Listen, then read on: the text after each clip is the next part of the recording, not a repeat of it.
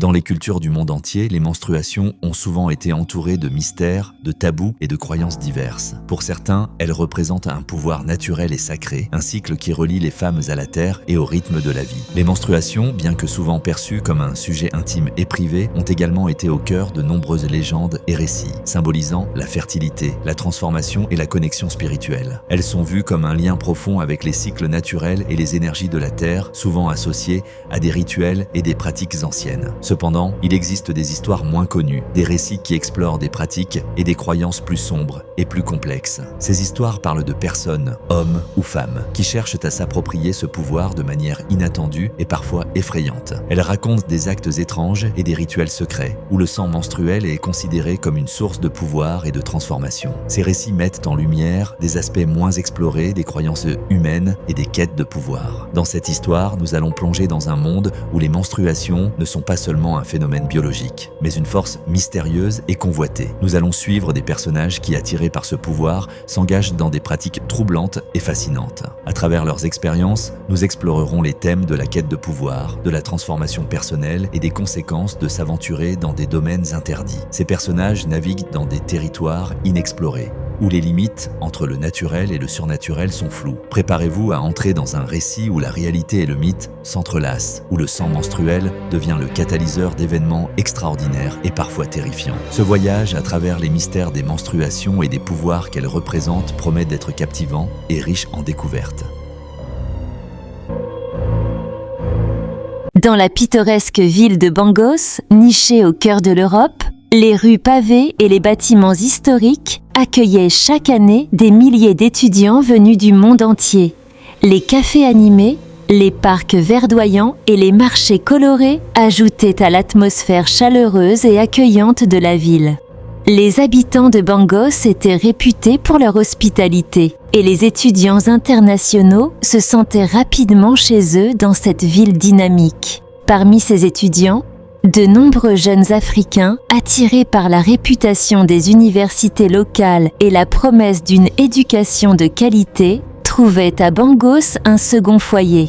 Kelsine, originaire du pays africain de Mahanda, avait toujours rêvé de poursuivre ses études à l'étranger. Après avoir obtenu son baccalauréat avec brio, elle s'était lancée dans la recherche d'une université qui pourrait lui offrir une formation de qualité en médecine.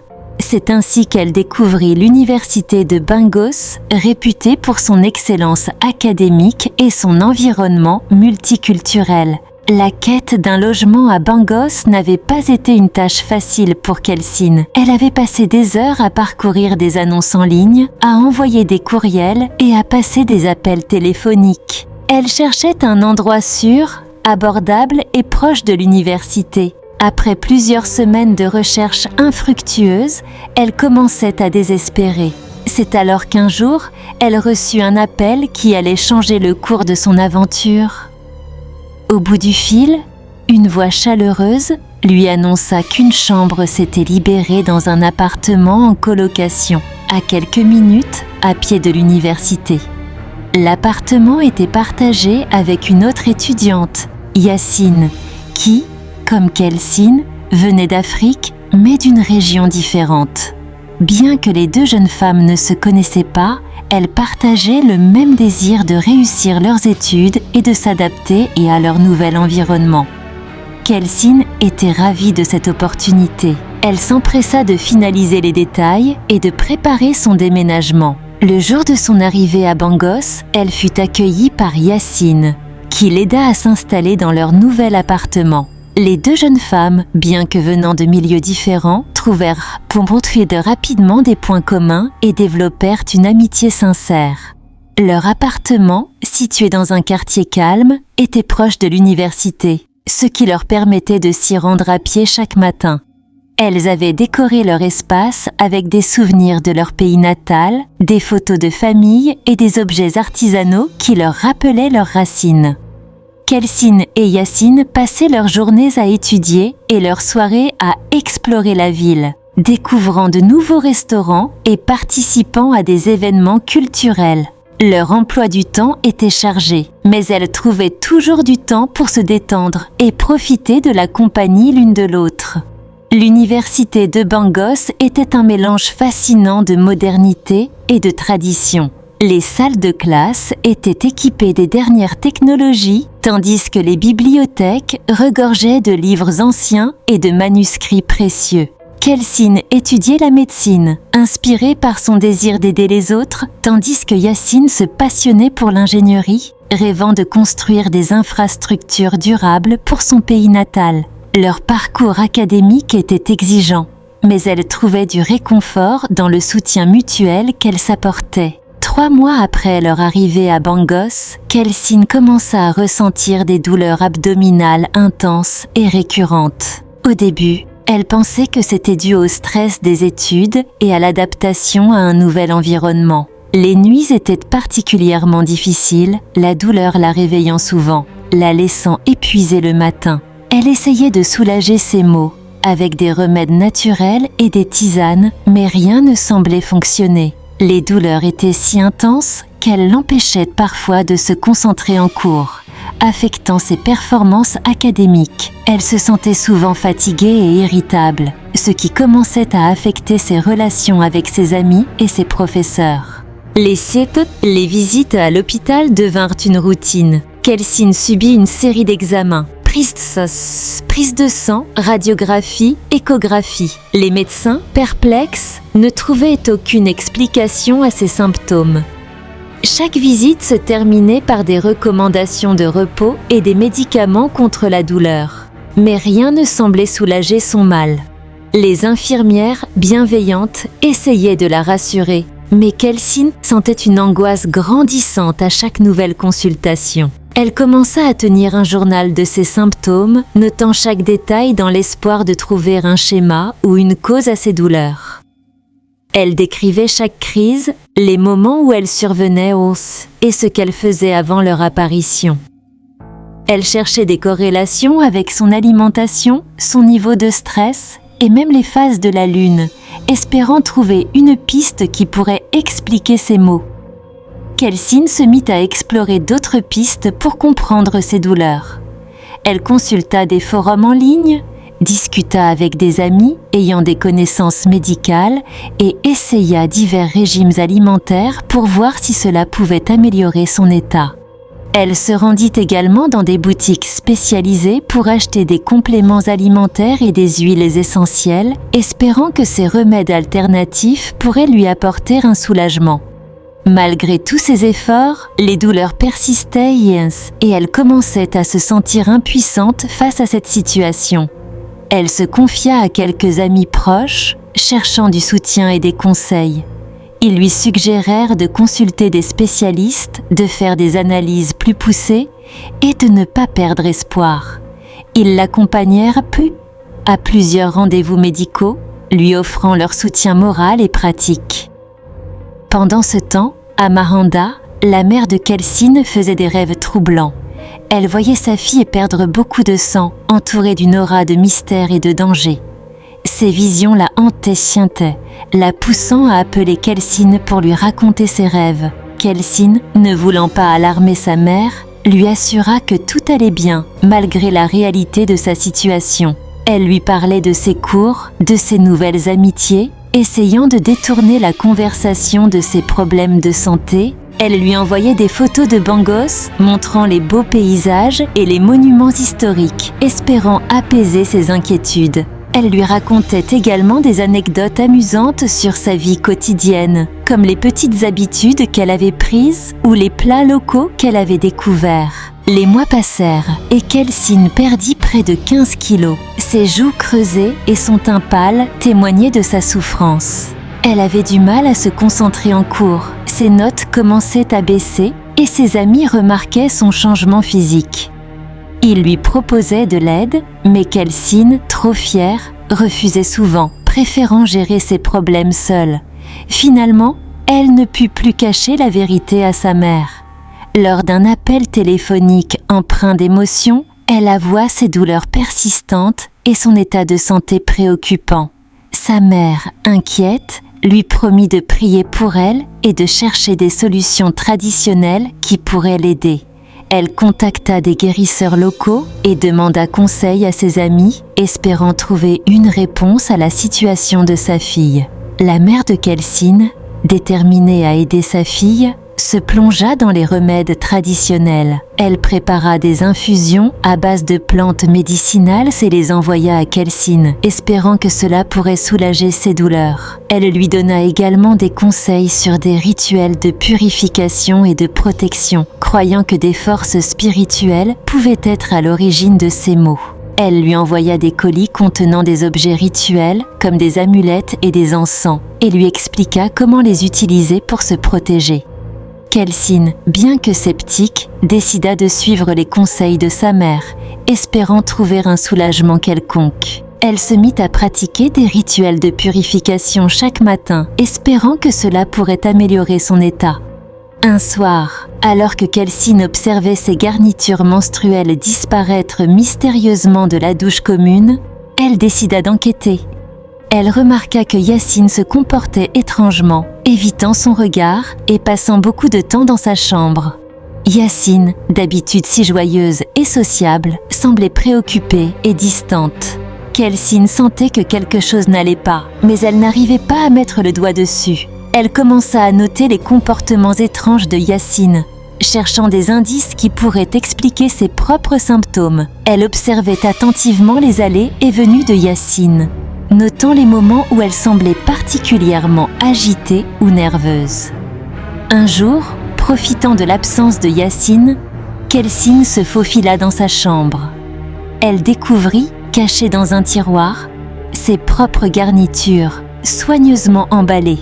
Le sang avait disparu, remplacé par une substance inconnue.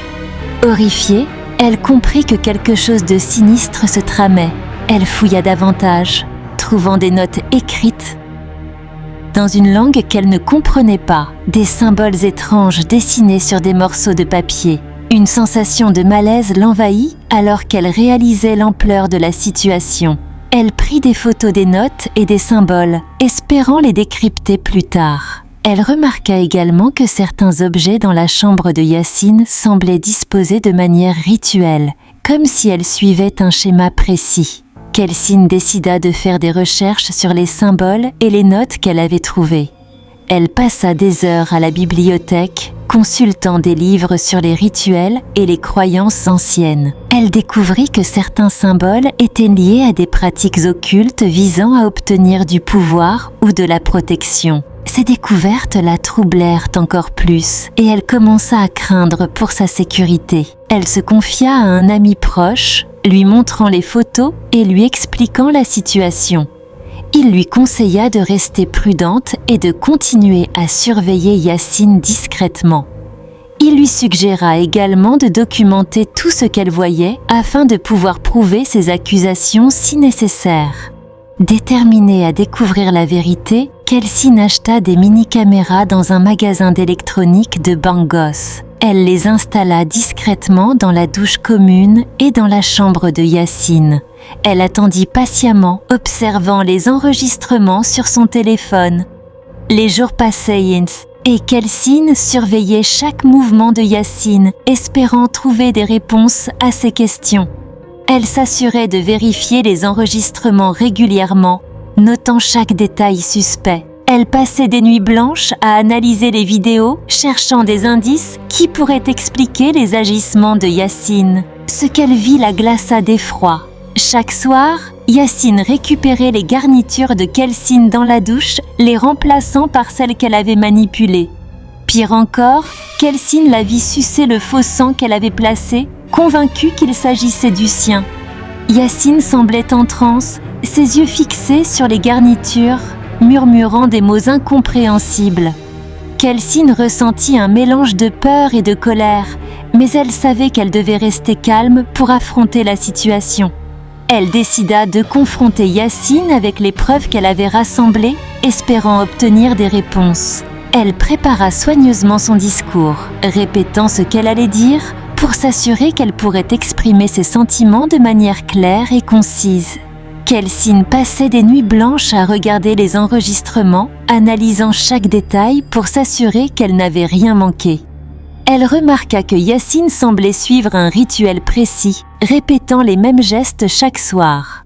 Elle décida de documenter tout ce qu'elle voyait, prenant des notes détaillées et sauvegardant les vidéos sur un disque dur externe pour les garder en sécurité. Elle savait qu'elle devait être prête à tout moment pour exposer les pratiques de Yacine. Elle se prépara également à faire face à d'éventuelles réactions de déni ou de colère de la part de Yacine, s'armant de courage et de détermination. Armée de ces preuves, Kelsine décida de confronter Yacine. La tension était palpable dans l'appartement. Yacine, acculée, avoua ses actes, expliquant qu'elle était sous l'emprise de croyances obscures, pensant que le sang de Kelsine lui apporterait pouvoir et protection. Elle raconta comment, dans son village natal, certaines personnes pratiquaient des rituels anciens pour obtenir force et santé. Yacine, désespérée et loin de chez elle, avait cru que ces pratiques pourraient l'aider à surmonter ses propres peurs et sa insécurité. Elle expliqua qu'elle avait trouvé des instructions pour ces rituels dans un vieux livre appartenant à sa grand-mère et qu'elle avait pensé que cela pourrait l'aider à réussir ses études et à s'adapter à sa nouvelle vie. Kelsine, bien que choquée, ressentit une forme de pitié pour Yacine. Elle comprit que son amie était victime de superstitions et de peurs profondes. Elle lui offrit son aide à condition qu'elle cesse ses pratiques et consulte un professionnel. Yacine, en larmes, accepta, réalisant la gravité de ses actes et l'impact qu'ils avaient eu sur Kelsine. Les deux jeunes femmes décidèrent de se soutenir mutuellement, espérant reconstruire leur amitié sur des bases plus saines. Elles passèrent des heures à discuter, essayant de comprendre ce qui avait conduit Yacine à agir ainsi et comment elles pouvaient aller de l'avant ensemble. Kelsine lui parla de l'importance de la confiance et de l'honnêteté dans une relation et lui expliqua comment ses actions avaient brisé cette confiance. Kelsine accompagna Yacine à plusieurs rendez-vous avec un psychologue, l'aidant à surmonter ses peurs et ses croyances irrationnelles. Elle lui montra également des ressources sur les dangers des pratiques occultes et l'importance de se tourner vers des solutions rationnelles et scientifiques. Yacine, reconnaissante pour le soutien de Kelsine, promit de changer et de se concentrer sur ses études et son bien-être personnel. Elle commença à pratiquer la méditation et le yoga, cherchant des moyens sains de gérer son stress et ses angoisses. Kelsine l'encouragea dans cette démarche, lui offrant son soutien et ses conseils. Peu à peu, les douleurs de Kelsine diminuèrent. Elle reprit des forces, soutenue par l'amitié retrouvée avec Yacine. Cependant, les choses prirent une tournure inattendue lorsque Kelsine découvrit, via les caméras, que Yacine continuait ses pratiques en secret. Elle vit Yacine sucer le sang sur ses garnitures, convaincue que cela lui apportait du pouvoir. Kelsine fut horrifiée et décida de prendre des mesures drastiques. Elle se sentait trahie et en colère, réalisant que Yacine n'avait pas été honnête avec elle. Elle comprit que la situation était plus grave qu'elle ne le pensait et qu'elle devait agir rapidement pour protéger sa propre sécurité. Elle commença à remarquer que Yacine la regardait d'un mauvais œil. Lorsqu'elle la saluait, Yacine ne répondait pas et semblait l'éviter. Son comportement devenait de plus en plus étrange et elle fuyait le regard de Kelsine. Cette dernière décida qu'il était temps d'exposer les pratiques de Yacine à la communauté africaine de l'université. Elle savait qu'elle devait agir rapidement pour protéger les autres étudiants et pour mettre fin aux agissements de Yacine. Elle prépara soigneusement son discours, rassemblant toutes les preuves qu'elle avait accumulées et se préparant à faire face à d'éventuelles réactions de déni ou de colère. Kelsine organisa une réunion avec les étudiants africains et leur montra les vidéos qu'elle avait enregistrées. Certains étaient choqués et croyaient ce qu'ils voyaient, tandis que d'autres restaient sceptiques, refusant de croire que Yacine puisse faire une telle chose.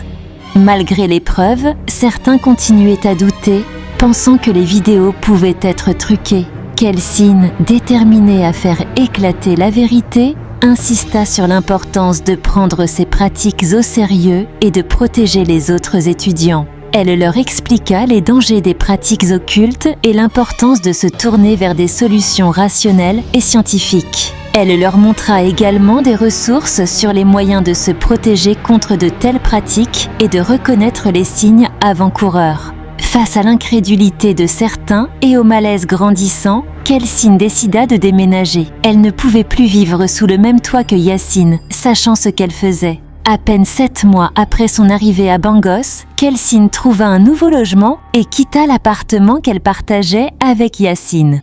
Elle emballa ses affaires rapidement, aidée par quelques amis proches qui la soutenaient dans cette épreuve. Elle se sentait soulagée de quitter cet environnement toxique et de pouvoir enfin se concentrer sur sa guérison et ses études. La nouvelle de ces pratiques se répandit rapidement parmi les étudiants africains de l'université. Yacine fut mise à l'écart, évitée par ses pairs qui avaient peur de ce qu'elle pourrait faire. Elle devint une paria au sein de la communauté, ses actions ayant brisé la confiance et l'amitié qui régnaient auparavant. Certains étudiants organisèrent des réunions pour discuter de la situation et trouver des moyens de protéger les autres membres de la communauté. Ils décidèrent de créer un groupe de soutien pour les victimes de pratiques occultes et de sensibiliser les autres étudiants au danger de telles pratiques. Kelsyn, quant à elle, se concentra sur ses études et sur sa guérison. Elle trouva du réconfort dans le soutien de ses nouveaux amis et continua à poursuivre son rêve de devenir médecin, plus déterminée que jamais à aider les autres et à faire la lumière sur les pratiques obscures qui avaient failli la détruire. Elle s'impliqua dans des associations étudiantes organisant des événements de sensibilisation à la santé mentale et physique et devint une figure respectée au sein de la communauté universitaire. Elle se mit également à pratiquer la méditation et le yoga, cherchant des moyens sains de gérer son stress et ses angoisses. Elle comprit l'importance de prendre soin de soi et de chercher du soutien auprès de ses proches en cas de besoin. L'histoire de Kelsyn et Yacine nous rappelle que les apparences peuvent être trompeuses et que les croyances obscures peuvent avoir des conséquences dévastatrice. Nul ne savait ce que le sang des menstrues apportait réellement à Yacine. Mais il est clair que ces pratiques ont causé une souffrance immense à Kelsyn. Cette expérience nous enseigne l'importance de la vigilance et de la communication dans nos relations, ainsi que la nécessité de se tourner vers des solutions rationnelles et scientifiques pour résoudre nos problèmes. À toutes les jeunes filles, il est crucial de prendre soin de votre hygiène menstruelle. Lavez toujours vos garnitures avec de l'eau avant de les jeter à la poubelle pour éviter toute manipulation indésirable. Protégez-vous et protégez les autres en adoptant des pratiques saines et sécuritaires. Je tiens à remercier chaleureusement l'étudiant qui a souhaité garder l'anonymat, originaire d'un pays lointain, pour avoir partagé cette histoire poignante vécue il y a 12 ans. Votre courage à raconter cette expérience est une source d'inspiration pour nous tous. N'hésitez pas à partager cette histoire avec vos proches et à vous abonner pour découvrir d'autres récits captivants. Ensemble, nous pouvons sensibiliser et éduquer notre communauté sur l'importance de la vigilance et du respect mutuel. Merci de votre soutien et de votre fidélité.